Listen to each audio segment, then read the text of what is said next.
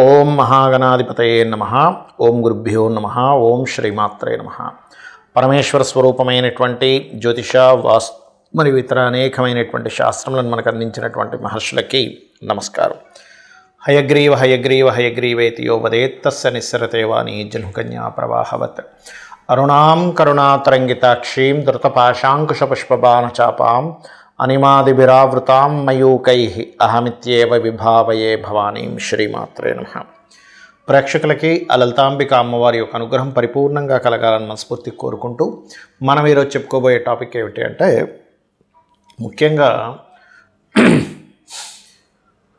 రాహుగ్రహం. రాహు సర్పగ్రహంగా చెప్తూ ఉంటారు, రాహుకేతువులు ఇద్దరిని కూడా. అందులో ముఖ్యంగా ఈరోజు మనం చెప్పుకునే దాంట్లో రాహువు ప్రతి లగ్నానికి, అదేవిధంగా లగ్నం తెలియని వారి రాశి వారికి ఎక్కడెక్కడ ఉంటే ఎటువంటి ఫలితాలు ఉంటాయి, అందులోని మంచి ఫలితాలు ఎలాంటివి ఉంటాయి, ఇబ్బందికరమైన ఫలితాలు వచ్చినప్పుడు ఎటువంటి పరిహార మార్గం చేసుకోవాలి అనేటువంటి విషయాన్ని ఇప్పుడు మనం తెలుసుకుందాం. అయితే ఈ విషయాలు చెప్తుంది నేనైనప్పటికీ కూడా చెప్పేసిన సాక్షాత్ లలిత అమ్మవారిగా భావిస్తూ ఒక్కొక్క లగ్నము గురించి మనం తెలుసుకుందాం. కుంభలగ్నము, కుంభరాశి. కుంభం వారికి కనుక చూసుకున్నట్లయితే లగ్నంలో ఉండేటువంటి రాహు ముఖ్యంగా సీక్రసీగా ఏదైనా బిజినెస్లు చేయడము, ఎవరికి చెప్పకూడదు, అనవసరంగా చెప్పడం వల్ల ఇబ్బంది అవుతుంది అనేటువంటి దీంట్లో వీళ్ళు వెళ్తూ ఉంటారు. బట్ బిజినెస్లో సక్సెస్ ఇస్తుంది, అందులో ఎటువంటి డౌట్ లేదు. కాకపోతే బిజినెస్ సక్సెస్ రావాలి అంటే మీ యొక్క బుధుడు యొక్క స్థితి కూడా ఎలా ఉందో చూసుకోవాలి. బికాజ్ ఆఫ్ బిజినెస్కి బుధుడు కారకుడు. అదేవిధంగా రెండులో రాహు ఉన్నప్పుడు పర్టికులర్గా మీకు ఏదైనా ఫ్యాట్ ఐటమ్స్ ద్వారా, లేకపోతే టీచింగ్స్ ద్వారా, ఆన్లైన్లో టీచింగ్స్ చేయడం ద్వారా వాటి మూలంగా ధన యోగాలు వస్తూ ఉంటాయి. లేదంటే ఆన్లైన్లో కొంతమంది పూజలు ఇలాంటివి చేయిస్తూ ఉంటారు, వాటి మూలంగా ధన యోగాన్ని ఇస్తుంది రాహు. అదేవిధంగా మూడో స్థాన రాహు మాత్రం అన్నదమ్ములతో లేదా అక్క చెల్లెలతో, సహోదర వర్గంతో అనవసరమైన ఘర్షణ యోగం ఉంటుంది. కాబట్టి ఈ విషయంలో జాగ్రత్తగా ఉండాలి. నాలుగులో రాహు మంచి గృహయోగాన్ని ఇస్తుంది ఇక్కడ. కాకపోతే ఇది పర్టికులర్గా విదేశాల్లో గృహం కోసం స్థిరపడాలి, అక్కడ స్థిరపడాలి, అక్కడ విద్య ఏదైనా అభ్యసించాలనుకునేటువంటి వారికి కూడా యోగిస్తుంది. పంచమరాహు పర్టికులర్గా ఎవరు ఊహించని విధంగా మీకు ఒక ఐడియా రావడం, తద్వారా మీరు సక్సెస్ అవ్వడం అనేటువంటి జరుగుతుంది. అసలు ఎవరు ఎక్స్పెక్ట్ చేయలేరు ఇంత చక్కటి ఐడియా మీరు చేస్తారని, అలా ఉంటుంది. ఆరో స్థాన రాహు మాత్రం కుంభలగ్నం వారికి ఎట్టి పరిస్థితుల్లో సోమవారాలు, శనివారాలు అస్సలు అప్పులు ఇవ్వకూడదు. ముఖ్యంగా అప్పుల వల్లే మోసపోతూ ఉంటారు. సప్తమ రాహు కాస్త వచ్చేటువంటి జీవిత భాగస్వామిని కాస్త రూలింగ్ తనే రూల్ చేయాలంటే తత్వాన్ని ఇస్తూ ఉంటుంది. కాకపోతే సప్తమాధిపతి బాగుంటే మళ్ళీ దాని యొక్క ప్రభావం తగ్గుతుంది. అష్టమ రాహు పర్టికులర్గా మీకు పూర్వీకుల ఆస్తుల మూలంగా కొంతవరకు మీరు గ్రో అవుతారు. భాగ్యస్థానంలో ఉండేటువంటి రాహు పర్టికులర్గా మీకు ఇక్కడ తండ్రి గారు యొక్క లైఫ్, అంటే మీరు జన్మించినప్పటి నుంచి తండ్రి గారికి ఒక మంచి లగ్జరీ లైఫ్ రావడం అనేటువంటి చూపిస్తుంది. దశమంలో కనుక రాహు ఉన్నట్లయితే ఉద్యోగ సంబంధించినటువంటి విషయంలో సడన్ చేంజెస్ మీకు జరుగుతుంటాయి, లేదా మీ అంతటి మీరే సడన్గా మారడం కూడా ఇస్తూ ఉంటుంది. కాబట్టి ఈ యొక్క విషయాలు చాలా జాగ్రత్తగా ఉండాలి. ఒకవేళ దశమ స్థానంలో రాహు ఉన్నట్లయితే ఓం మాణిక్య మకుటాకార జానుద్వయ విరాజితాయే నమః నామం చేసుకోవడం మంచిది, లేదా దుర్గానామాన్ని చేసుకోవడం, సడన్ చేంజెస్ రాకుండా ఉంటాయి.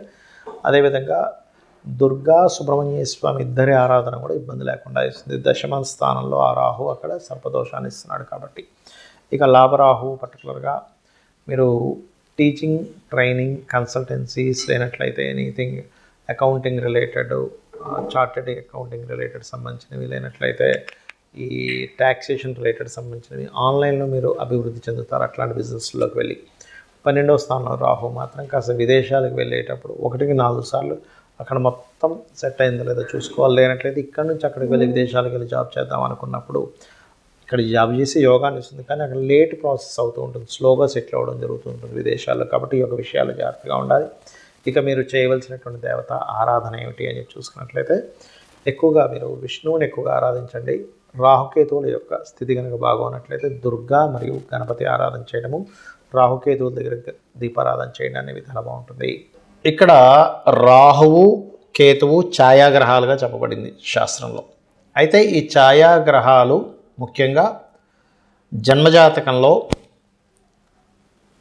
ఎక్కడైనా స్థితి పొందాయి అంటే మనం ఫస్ట్ ఆఫ్ ఆల్ మనం అర్థం చేసుకోవాలి ఏంటంటే, మీ లగ్నం నుంచి శుభత్వంగా ఉండేటువంటి ప్లేస్లో మిత్రక్షేత్రంలో ఉందా, శత్రుక్షేత్రంలో ఉందా అనేది ఫస్ట్ చూసుకోండి. అంతేగాని రాహు ఎక్కడుంటే అక్కడ ఖచ్చితంగా పాప ఫలితాలు ఇవ్వాలని రూల్ లేదు, కేతు ఎక్కడ ఉంటే అక్కడ పాప ఫలితాలు ఇవ్వాలని రూల్ లేదు. ఇందులో మరొక విషయం ఏంటంటే చాలామందికి కాలసర్ప దోషం అన్నది ఎక్కువగా చూసుకుంటూ ఉంటారు. ఒకటే గుర్తుపెట్టుకోండి, కాలసర్ప దోషం అనేటువంటిది కాలానికి సంబంధించింది. అంటే ఈ దేశంలో ఈ ప్రాంతంలో ఇలాంటివి జరుగుతాయని చెప్పడానికి మాత్రం దేశకాల సంబంధించిన వాటిని ఆ దేశానికి ఏ లగ్నం అవుతుంది ఏ రాశి అవుతుందో చూసుకొని ఈ దేశంలో సునామీలు వస్తాయనో లేకపోతే భూకంపాలు వస్తాయనో కరువు కాటకాలు ఉంటాయనో గొడవలు జరుగుతాయనో ఇట్లాంటివి చెప్పడానికి చెప్పారు. కానీ జన్మజాతకానికి కాలసర్ప దోషం అప్లై చేయమని ఎక్కడ చెప్పలేదు. సర్పదోషాన్ని మాత్రం అప్లై చేయమని చెప్పారు. అది పర్టికులర్గా మీకు మేష వృశ్చిక అదేవిధంగా కర్కాటక సింహ ఈ రాసుల్లో ఉన్నప్పుడు ఎక్కువగా సర్పదోషం ఎక్కువగా పనిచేస్తూ ఉంటుంది. అది ముఖ్యంగా గుర్తుపెట్టుకోండి. ఎవరికైనా సర్పదోషం ఉంది, ఇప్పుడు మనం ఇప్పటివరకు కొన్ని లగ్నాల గురించి చెప్పుకుంటూ వచ్చాం, ఈ లగ్నం వాళ్ళకైతే ఇది ఈ ప్లేస్లో ఉంటే ఇది అని. కానీ లగ్నము నక్షత్రము రాశి ఏమీ తెలియదు, అప్పుడు ఏం చేయాలి అంటే సింపుల్గా మీకు సర్పదోషం ఉంది లేదు అనేటువంటిది సిమ్టమ్స్ ఏమిటి అంటే, ఒకటి విపరీతమైన కోపం వస్తూ ఉంటుంది, చిన్న చిన్న విషయాలకు కోపం రావడం జరుగుతూ ఉంటుంది. సంథింగ్ నెగటివ్ ఎనర్జీ తొందరగా మీకు అట్రాక్ట్ అవుతూ ఉంటుంది సర్పదోషం ఉన్నప్పుడు. అదేవిధంగా స్త్రీలకైతే మిస్క్యారేజ్ అవ్వడము, విదేశాలకి వెళ్ళాలి అనేటువంటి ఒక సంకల్పం తీసుకొని అక్కడికి వెళ్ళిన తర్వాత అక్కడ ఇబ్బంది పడ్డము, లేనట్లయితే ఇక్కడి నుంచి వెళ్ళేటువంటి ప్రయత్నం చాలా మట్టుకు మీరు ఎన్నిసార్లు ప్రయత్నం చేస్తున్నా ఫెయిల్ అవుతూ ఉండడము.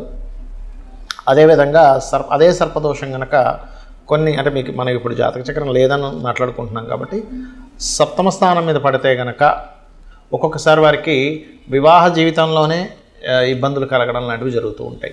కాబట్టి మీరు దీనికి ఏం చేయాలంటే చాలా సింపుల్గా ఎవరికైనా సరే జాతకం తెలిసినా తెలియకపోయినా సర్పదోషం ఉందంటే దాని నివారణ మార్గం ఒకటి కాళహస్తికి వెళ్ళడం, ఆ ఈశ్వరానుగ్రహం రాహుకేతువులు పూజతో పాటు ముఖ్యంగా అక్కడ ఈశ్వరానుగ్రహం కలగడం వల్ల కాళహస్తికి వెళ్ళిన వాళ్ళకి శుభం కలుగుతుంది, గుర్తుపెట్టుకోండి.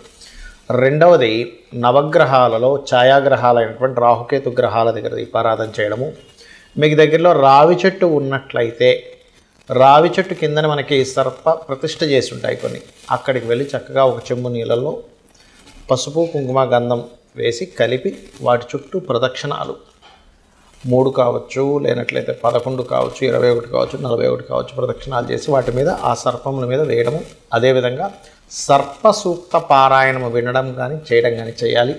మరియు దీంతోపాటు ముఖ్యంగా మీరు చేయవలసినటువంటిది రాహువుకి అధిష్టాన దేవత అయినటువంటి దుర్గాదేవి యొక్క ఆరాధన, కేతువుకి అధిష్టాన దేవత అయినటువంటి గణపతి యొక్క ఆరాధన చేయాలి. అయితే ఇక్కడ ఎవరికైనా పర్టికులర్గా ఈ రాహుకేతువుల యొక్క ప్రభావం మరింత ఎక్కువగా ఉందండి ఏం చేయాలి అని అనుకుంటే కనుక సింపుల్గా ఏం లేదు, మీరు కనీసం 6 నెలలకు ఒక్కసారైనా సరే కాళహస్తికి వెళ్ళి వస్తూ ఉండండి. ఈశ్వరానుగ్రహం ద్వారా కూడా దాని ప్రభావం పూర్తిగా తగ్గుతుంది.